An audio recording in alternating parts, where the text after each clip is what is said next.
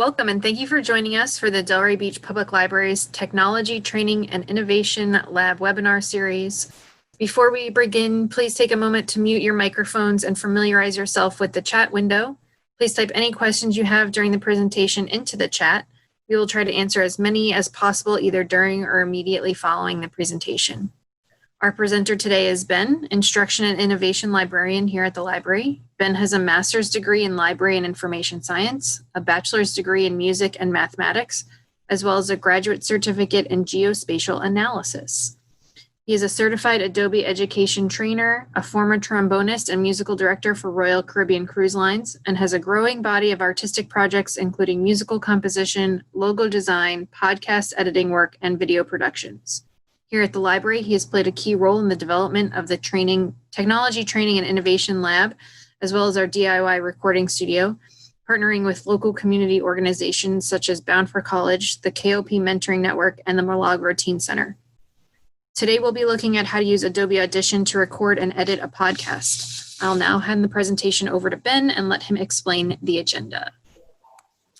Thank you, Allison, and welcome everybody. As she mentioned, we are going to be working today with Adobe Audition and podcasting. To give you a rundown of what we'll be covering today, we're going to get an overview of the Adobe Audition interface. We'll talk a little bit about podcasting and what it is. I'll show you how to open a new multi-track session, introduce the Audition podcast template. We'll record an intro, an outro, and an interview, just a short interview to give you an example of how to record one. We'll show you how to add music to accompany and introduce you to the podcast. I'll show you how to fade in and out of tracks and sort of mix tracks together. I'll briefly go over how to edit recorded audio, add metadata, and export a finished podcast episode. Okay, so we've got quite a bit to cover today. All right, so to get into Audition, let me go ahead and share my screen for you. Okay, and this is what the Audition user interface looks like when you first open it up. Important things to note about Audition is it has two modes to work in. Waveform mode and multi-track mode. You can see the little icons up in the top left-hand corner. Waveform mode is mostly for working with single audio tracks, and it's important to note that any changes that you make while in waveform mode are going to be permanent. They're going to be permanent changes to your audio, so it's harder to go back after you've saved the file and undo something. In contrast, multi-track mode is for working with multiple tracks, within the same project, and it's designed so that most, if not all, of the changes that you make in multi-track mode can be more or less easily undone later. This includes adding different filters and effects to tracks, things like if you make a cut in multi-track mode, you can just drag it back out to restore the audio. It makes it very handy, especially if you're working in a team with someone and they decide, well, you took this part out, but I'd like you to put it back in. That's much easier to do if you're working in multi-track mode. And we're actually going to start out in multi-track mode today. So two ways you can start a new multi-track session. You can either go up to the File menu and say New Multi-Track Session, or you can just click on that button that says Multi-Track. Here, it'll ask you to name the session, so we'll say Delray Beach Library Podcast. All right, the only other thing I want to do in this new multi-track session is I'm going to switch to the podcast template, which is going to set me up with 4 tracks to start off with. One for my interviewer, one for my interviewee, one for backing tracks or music, and one for sound effects. I'll accept the defaults on the rest and click OK. All right. Well, once you've opened up the new multi-track session, as I mentioned, you have a host track, an interview track, a sound effects track, a music bed track, and a master track, which is used to control all 4 at the same time. Getting ahead of myself a bit, I've kind of assumed that everyone knows what podcasting is. If you don't, podcasting is basically a radio-style broadcast, a popular form of radio-style broadcast made available via the internet as a digital download or as part of an on-demand streaming service. Podcasts may focus on a particular topic or can be more general. They usually have a consistent host or several co-hosts and often feature interviews with special guests. It doesn't necessarily have to be an interview. It can be just an informational talk show with a single host. But most typically they have a host with interviews. Today I'm just going to be recording myself, so it'll be sort of an informational podcast. But, the reason I like Adobe Audition for working with podcasts is, one, it has that template which automatically sets things up for you. Each of the tracks comes with a set of effects. If I click on my effects button here, I can see each of those. And they've automatically chosen certain effects that work well with each track. So for the host and interview track, they have an automatic speech volume leveler, which is important for keeping your interview volume at a consistent level. I mean, you don't want a podcast where you're speaking at one level here and then somebody drops off here, or two people speaking at different volume levels. Sound effects, they have a dynamic processor and a parametric equalizer. To give you my notes on that, the dynamics processing changes the dynamic loudness range of the waveform, either expanding or compressing it based on an initial input. I'll talk a little bit about waveform audio and how to play with it later. The parametric equalizer, and this is used to amplify or reduce particular audio frequency ranges. So rather than just adjusting the volume, which is what you'll do most in the sort of mixing phase, and each track has its own volume control, which can be found right here, sort of on the top left of each track. If I drag this up and down, that controls where the volume level is at for the track. But again, I'm getting ahead of myself because I haven't recorded anything yet. So let me go ahead and show you how to record a simple introduction for your podcast. To do that, I'm going to want to make sure that my playhead, this little blue and red line, is at the start of my host track. Going back to the inputs and outputs for my track, I want to select an input. So I'll click where it says none. I'm going down to mono. So this is going to be a mono track. I'm using a simple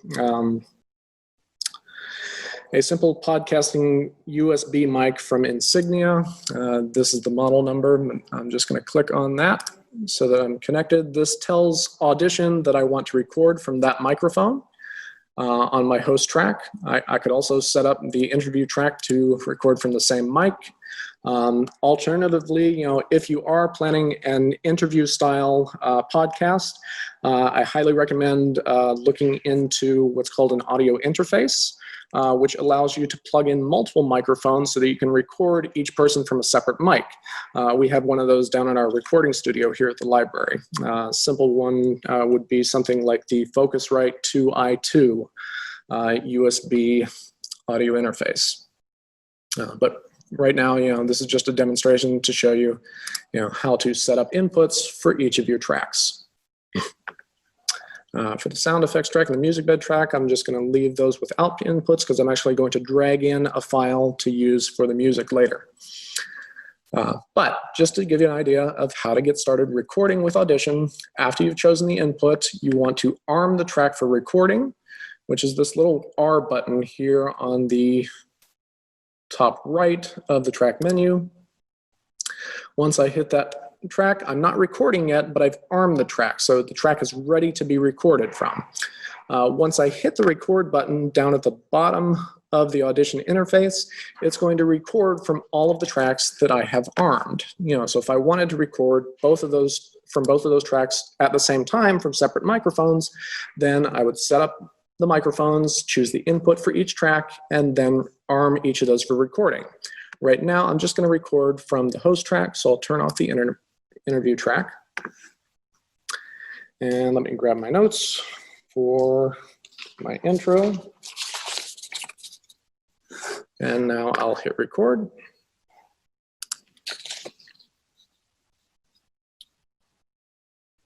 You're listening to the Delray Beach Public Library podcast, your source for the best information in Delray Beach, Florida, with your host, Ben Kahn. Okay, so once I was done with that, I just hit the stop button to record. The little red circle, that's the one to start the recording. The little square is to stop the recording. Now, to play it back, I'll go ahead and move my playhead back to the beginning. And I can either hit the play button down here, the small triangle, or you can also start and stop playback using the space bar on your keyboard. You're listening to the Delray Beach Public Library podcast, your source for the best information in Delray Beach, Florida, with your host, Ben Kahn. Okay, so that's a decent little recording there, so there's some background noise that I'll probably try to edit out later. But for now, I want to add a music track underneath that intro to, again, help to introduce my podcast. So I'm going to locate the audio track that I shared with you all earlier. Let's see, desktop.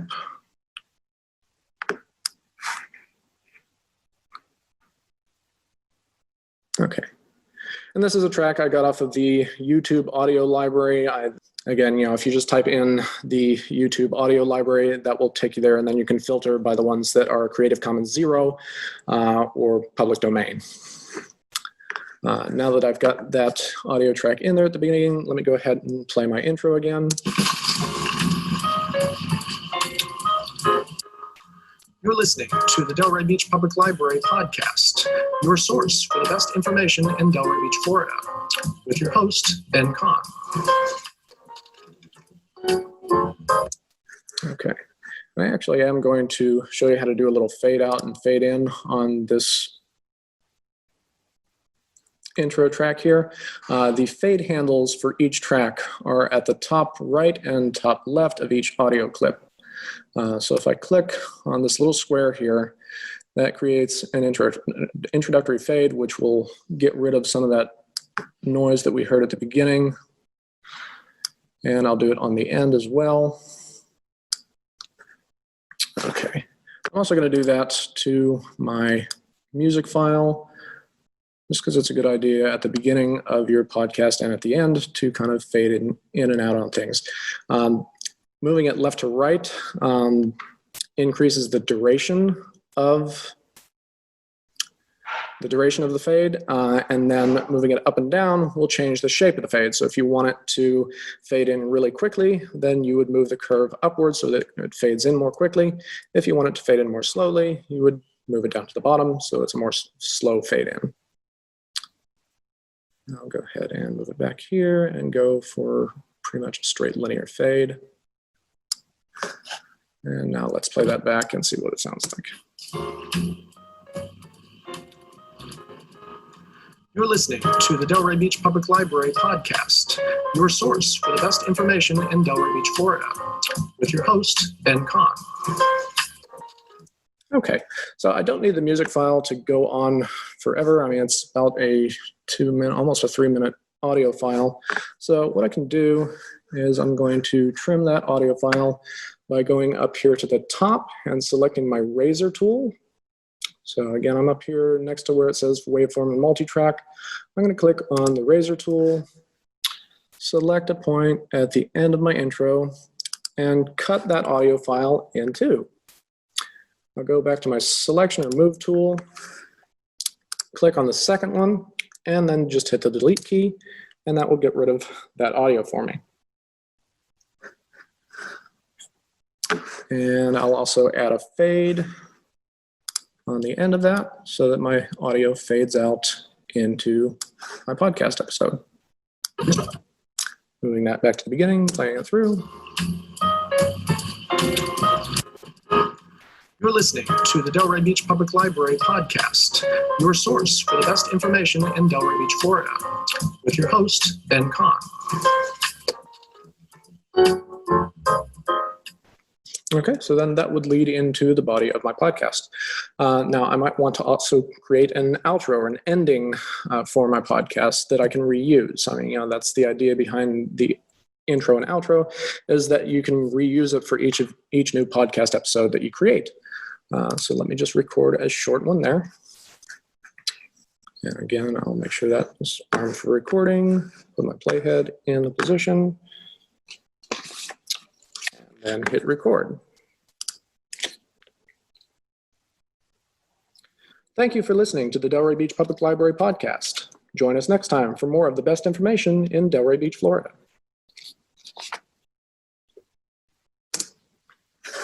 Okay, so I've got my outro there. I'm going to go ahead and select my music track again. And if I do a Command-C or Control-C if you're on a PC,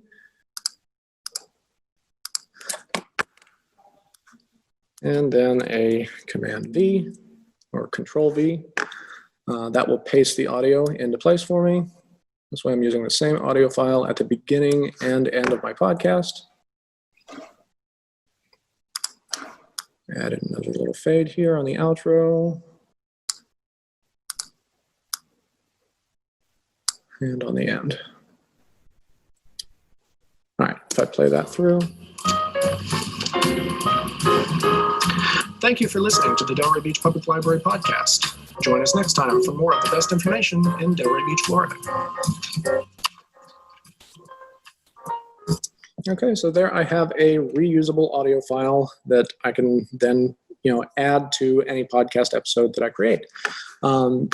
If you're doing this yourself, or if you're working with an editor, you can export this file to send with your recorded podcast so that they can tag that on to the beginning and end of your podcast episode. The way you export a file in Adobe Audition is you go up to File and down to Export. Now, talking about a little bit about the difference between exporting a file versus saving it. If you save a file in Adobe Audition, as with many other digital audio workstations, it's going to save a proprietary file that can be used to edit your project in that program. So if I were to save this, it's going to save an Adobe Audition session file, which then I can open up and it'll have all of the information and I can easily edit it later. However, it's not going to play on any standard audio devices. So if I want to publish this online so that other people can hear it, then that's what the exporting is for. Exporting, converts the file into a playable file, either an MP3 or AAC file. Those are probably the most common ones for podcasting. Alternatively, you have WAV files, which are what's called lossless files, which keep all of the information, but they're also large files. The advantage to MP3 and AAC files are that they are smaller and designed more for downloading on people's phones. The word podcast comes from a contraction of broadcast and iPod, back when everybody was using iPods to listen to audio. But now they're still using them to listen to on their phone, which still means that you need to conserve space, which is why the MP3 model and AAC model have been successful the way they have been. So I'll go to Export, Multitrack Mixdown, and I'm going to click Entire Session. And I'll keep the name as it is. Location is going to my Documents folder, so that's fine. Format. Here's where I can choose my format. So if I don't want the full WAV file, the WAV file is usually what you'd send either to an editor or audio mixer, because that gives them the best quality file to work with. However, if you're already at the stage where you're ready to export this for publication as a podcast, then you want to choose either AAC or MP3. I'm going to choose MP3 for now. Click OK. And that will export the file to my Documents folder. Now, let's see. Sort by date modified. There it is. Delray Beach Public Library Podcast Mixdown. So I probably should have called it the podcast intro and outro, but you get the idea. So once you've got the intro and outro, as I said, you could create a new file, a new multi-track session to record your actual interview. I'm going to call this podcast. Click OK. We'll use the same format. And here, I'll show you real quick what it looks like if I drag in that file that I exported.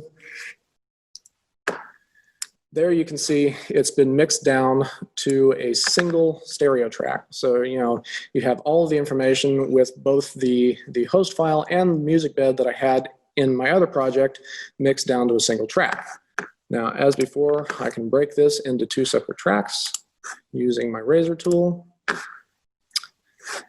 And back on my move tool, I can move my outro all the way to the end of my podcast and get it ready to record my actual interview. What I'm going to record here is just a little, talk about podcasting and, a discussion for the rest of the class. So it'll be fairly short. But, again, I want to set up my input, arm the track for recording, and then click on the record button. And here we are recording the interview for the podcast. Let's see what I didn't cover in my notes yet. One of the things you want to look at when podcasting is some textual elements that are important to publishing a podcast. One of them is your Id3 Metadata Tags, and I'll show you how to enter those later. Those are the things that tell you, who created the podcast, what the name of the podcast are. This is what shows up on your music player when you play the audio for your podcast or for any song that's recorded. Another thing, another important thing to have for your podcast are show notes. Show notes basically, give your audience an idea of what the podcast is about, what the episode covered. If they don't have time to listen to a full 20-minute or hour-long or multi-hour-long podcast, they may want a short summary that, gives them the gist of things, to determine whether they want to spend the time listening or not. So it's important to make those show notes interesting and engaging and sort of, highlight the best parts of the podcast so that people will want to listen to it. Let's see. Also in the notes, I've included a list of sample interview questions. If anybody wants to practice, doing their own interview at home, that gives you something to work with. So we covered how to export. We talked a little bit about effects. The other thing I didn't mention yet is on each of the audio tracks in your session, in addition to the button to arm tracks for recording, there are 3 other buttons that you should know. Most of them are for the playback, so I'm going to go ahead and stop the session now. I'll hit the space bar to stop the recording. The mute button, this one will mute a track so that you don't hear it during playback. You'll just hear all the other tracks. The solo button will mute all other tracks so that you don't hear anything on the other tracks, but you only hear the one that's active and soloed. Let's see, and then the last button here. Okay, that is if you want to monitor the other tracks as you're recording. So it's going to monitor everything that's been recorded so far so that you can listen to that as well as what you're recording new. I typically don't use that when I'm recording, but it is an option. Okay. So now I know how long my podcast episode was. If I want to bring back the outro there to match up with the end of it.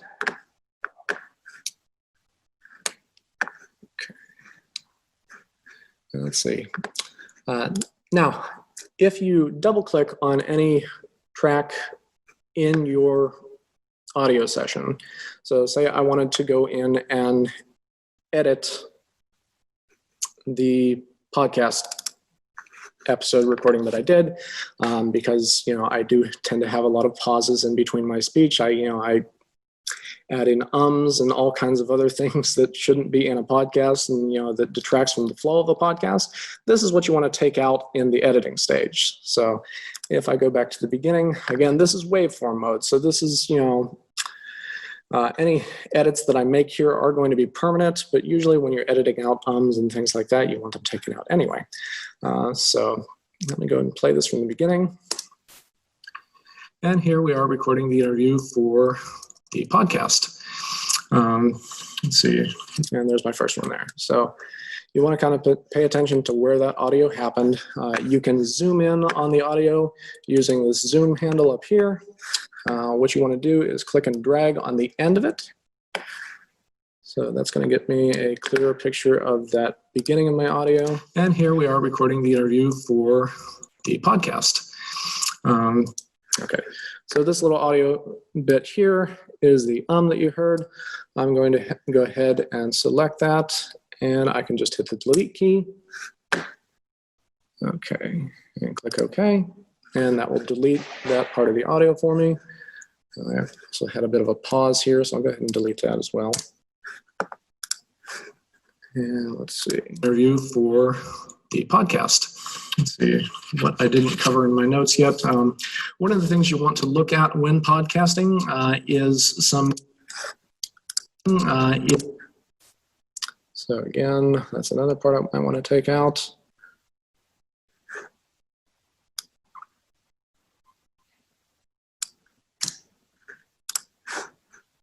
Look at when podcasting is some textual elements that are important to publishing a podcast. There's another one, those are the kinds of things you want to look out for and take out of your final recording. And like I said, it's fairly simple. Just, select the audio. You have to find the audio, select the audio, and then delete the audio. And to select it again, I'm just clicking and dragging using the selection tool or time selection tool up here at the top. So it just kind of looks like a little cursor. That's the tool you want. One of them is your Id3 Metadata Tags, and I'll show you how to enter them. It's a bit of a long pause. Go ahead and delete that. How to enter those later. Those are the things that tell you, who created the podcast, what the name of the podcast are. This is what shows up. Another thing you can do, without actually deleting the audio, if you have some breaths or, other noises that, don't necessarily detract from the flow of the podcast, but are maybe a little bit too loud for your audio. Take CastR. You can take kind of a pronounced breath there. The other thing you can do is select the audio and just reduce the level of it. So I'm going to decrease the amplitude on that so it's not as pronounced. So again, I selected it, and it gives me this little option to amplify or decrease, or attenuate is the proper technical term for reducing the signal on an audio waveform. The name of the podcast are, this is what shows up on your music player when you play the audio for your podcast or for any song that's recorded. That's a long pause there.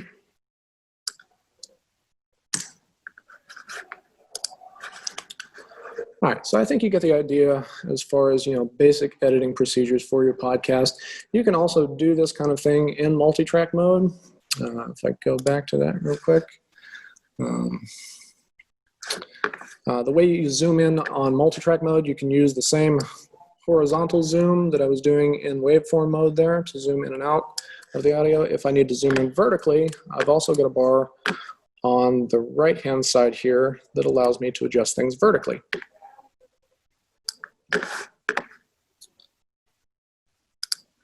But shows up on your music player when you play the audio for your podcast or for any song that's recorded.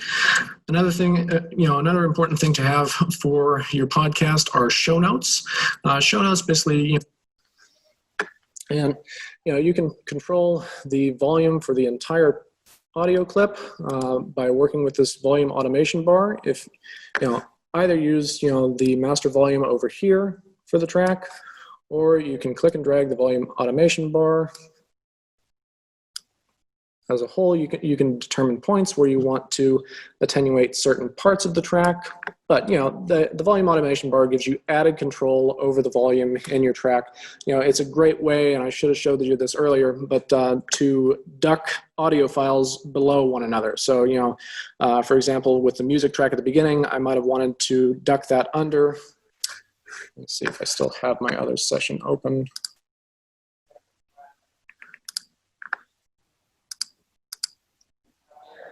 Yeah, There's the initial session. Just to show you this real quick, if I go back to where I created the intro and zoom in on that some, I do like to show people how to use the volume automation bar to duck the audio below your voiceover. So I'm going to click 2 points on that volume automation bar, drag it down, so that then it's well below where it was. I mean, the mix on those audio files weren't too bad to begin with, but to show you what that sounds like, let's go back to our video.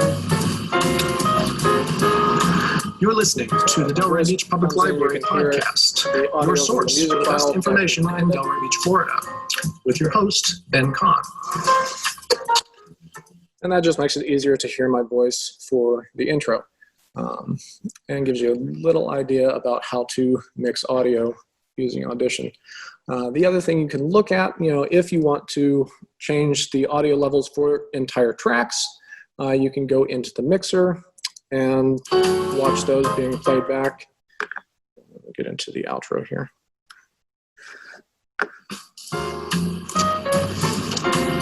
So here you can see the levels. Thank you for listening to the Delray Beach Public Library podcast. Join us next time for more best information in Delray Beach, Florida. Or bring another up.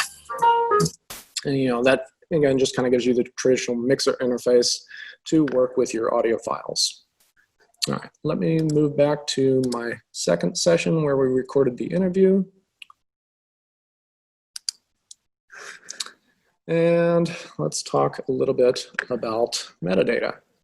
So if I go into the window menu up at the top of the Audition interface, I get a list of all the different tools that are available in Audition.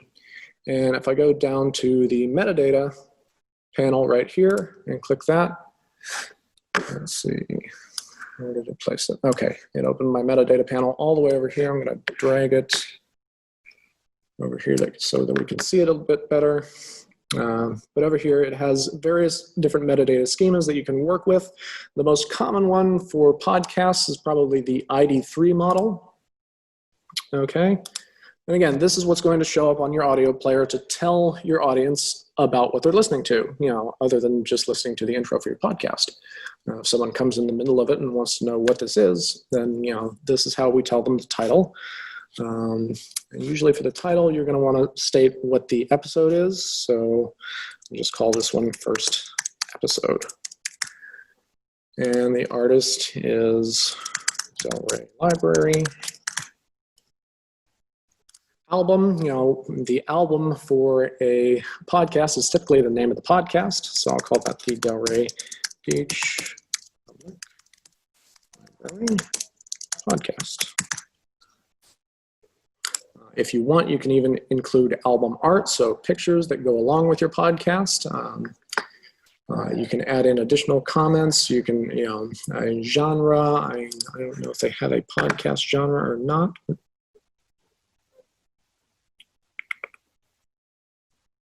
see. I'm not seeing one. We could also type in other. That would be suggestion for a genre. But the basics, what you need there for your Id3 tags are the name of the episode, who's responsible for it, so who the artist is or who you interviewed, and what the name of the podcast is. So that's your album. You can also put in copyright information here. So copyright 2020.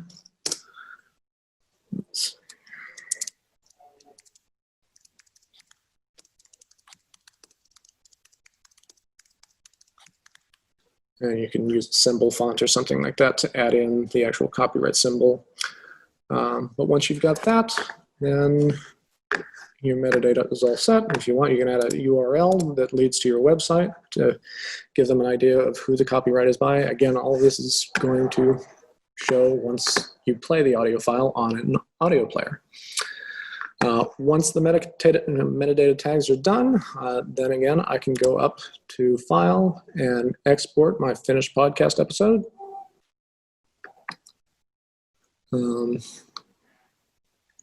Before I do that, since we do have a couple minutes, I'll go over real quick, some techniques for mastering your audio and, analyzing the loudness of your audio. You'll want to do this in waveform mode. So let me go ahead and go back to waveform mode. And one that I like to use a lot under the window menu again is the Amplitude Statistics panel. Okay, there it is. And what I want to do is highlight all of my audio for the finished audio interview. And I just double click to do that. You can also click and drag if that's better. But if you double click, that will highlight all the audio. And then you want to go to Scan Selection in the Amplitude Statistics. And this will give you an idea of where your peak amplitude is. So you never want to be above 0 dB because then that's considered clipping. And if you try to upload this to iTunes or another service like iTunes, it's going to tell you, well, you can't have an audio file with clipping. So you want to make sure that your audio stays below 0 dB. But you also want it loud enough so that everybody can hear you. One of the things that helps with that is the speech volume leveler that I added earlier. If you still want to get it closer to 0 dB without going over, you have effects, such as the ones up in the favorites, which will normalize your audio. I can normalize it to either -3 dB or -0.1. You can also get into added effects using amplitude and compression. Compression is also used to play with the overall loudness of your audio track. But again, the amplitude statistics just give you an idea of where everything is. So the true peak amplitude is at -3, which is not too bad. Let's see. Some services require a certain maximum RMS amplitude, which is a root mean squared value for the loudness of your audio going all throughout. It's a mathematical calculation that Audition is nice enough to do for you. So again, if you need those to be in a certain range, the mastering stage is when you get into that, and you can change those values using compression and other effects. Perceived loudness is another thing to look at, or you have the international standard loudness values here that show the overall loudness is at -24 lufs. Again, if I wanted to change that, I can add on effects for amplitude and compression, such as the speech volume leveler that I did before. If there's a target volume level that I'm going for, that's one way to set it, if you're dealing with speech in particular. You can tell it what leveling amount. I typically accept the defaults on this except for the loudness values. I want this one to be a little bit louder without going over. So I'm going to click apply on that. And you can see the overall loudness of the waveform increased because each of these peaks increased. Still nothing appears to be above 0 dB, so I don't have any clipping. I'm going to go ahead and scan the selection again, and you can see the overall loudness value has increased to a -16. I've also got a peak amplitude now sitting at about -1 dB. And if I play it back, and here we are recording the interview for the podcast. That is a noticeably louder volume, which will be, having it at a louder volume without going over. The goal of mastering is to enable your audio to be played on as many different devices as possible. Mastering used to be all about, putting together an album and making sure the tracks all sounded at relatively the same level. Now it's more about, what device you're playing on. And because there's so many different audio devices out there, so many different capabilities with technology, you want to make sure that your audio works for as many different ones as possible. So that's what mastering is all about. I know it gets rather technical, so I'm not going to go into much more detail on that today, but I did want you to let you know about the Amplitude Statistics menu. Again, that's under Window in Adobe Audition, as well as some of the effects that you can add on in addition to those in the podcasting template. And again, once you're finished with everything on your podcast, then you can go to File and export that finished podcast. Multitrack mixdown. I'm going to export the entire session. And we'll call this Delray Podcast Mixdown Complete. I'll again export as an MP3 to my Documents folder.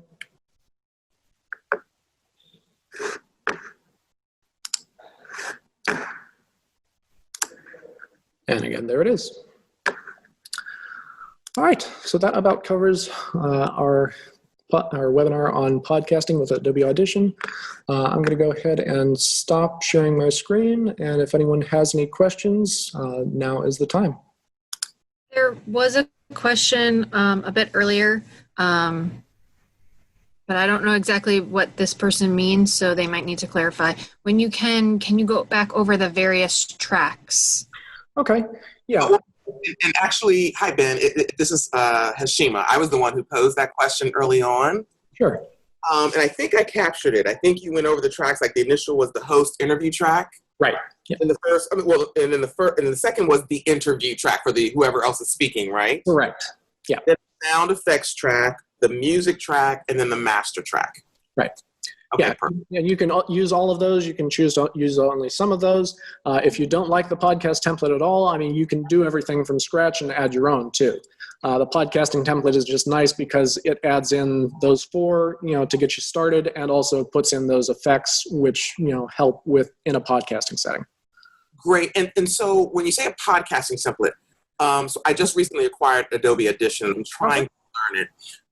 You just hit multi-track, right? Or is there a specific thing to select to get a podcasting template?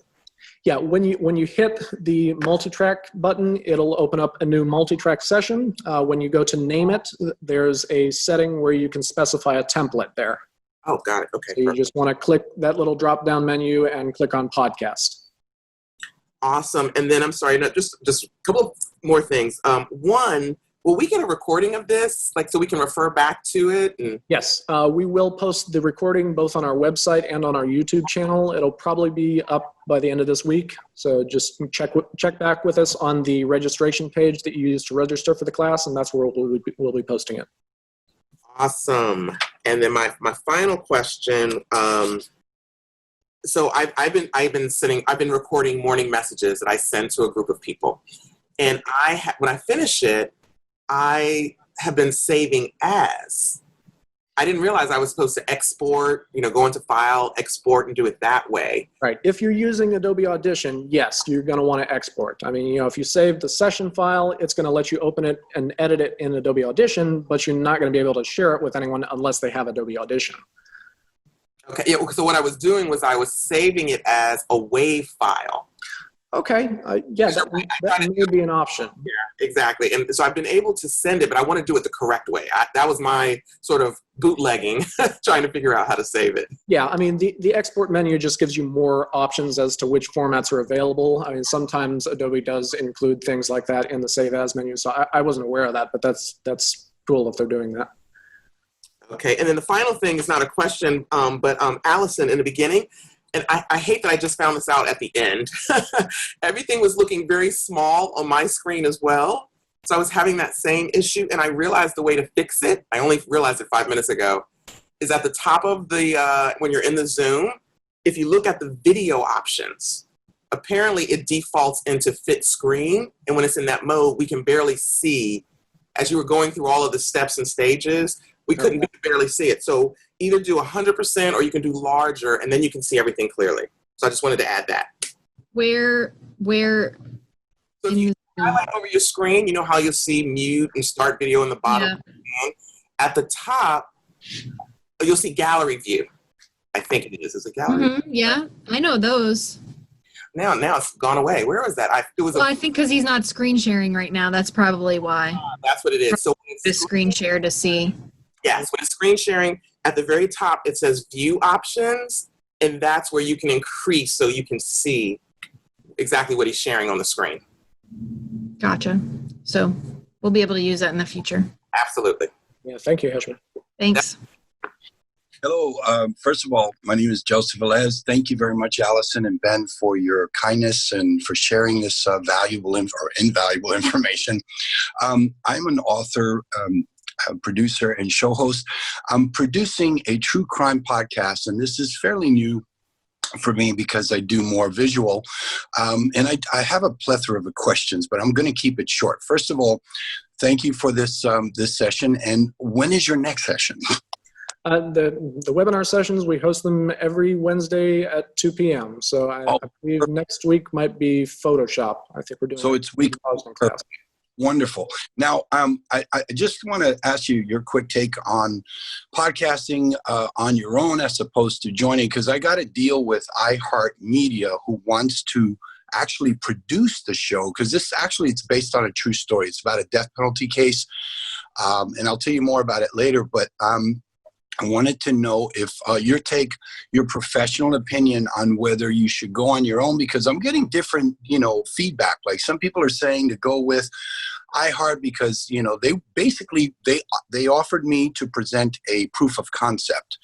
And for me to do that, I mean, I could do that, but I'm a little bit reluctant on doing that because nowadays people are getting huge success over doing it on their own, as opposed to when you go with iHeartMedia, they will offer you a deal, but they want to jump in because I wrote a book about the story and I want to go forward with it, but I'm kind of hesitant because everybody's like, don't do it.